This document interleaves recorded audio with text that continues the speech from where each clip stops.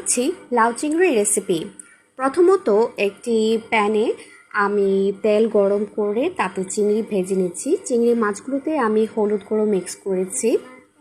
চিংড়ি মাছগুলো ভেজে নেওয়ার পরে আমি তেলের মধ্যে আমি দিয়েছি লবণ, তারপর পেঁয়াজ বাটা, তারপর হলুদ মরিচ গুঁড়ো মিক্স করে নিয়েছি, তেজপাতা দিয়েছি। তারপর কেটে রাখা লাউগুলো মশলার সাথে মিশিয়ে নিচ্ছি। কিছু সময় নাড়াচাড়া করার পরে আমি ভেজে রাখা চিংড়ি মাছগুলো তাতে দিয়ে দিচ্ছি। চিংড়ি মাছগুলো লাউয়ের সাথে কিছু সময় মিক্স করার পরে নেড়ে চেড়ে আমি তাতে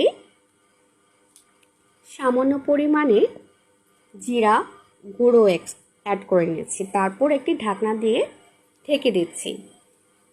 8 থেকে 10 মিনিট পরে আমি তাতে পানি দিয়ে দিচ্ছি। তারপর দিয়ে দিচ্ছি কাঁচামরিচ, ধনিয়া পাতা দিয়ে সামান্য নেড়ে চেড়ে তারপর আবারও ঢেকে দিব। ঢেকে দেওয়ার পরে তা প্রায় 15 থেকে 20 মিনিট সময় লাগবে লাউ চিংড়িটি হতে। লাউ চিংড়ি কম বেশি আমাদের সবারই পছন্দ এবং এটি গরম গরম ভাতের সাথে দারুণ লাগে খেতে।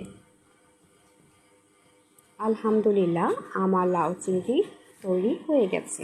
সবাইকে অসংখ্য ধন্যবাদ মনোযোগ সহকারে দেখার জন্য।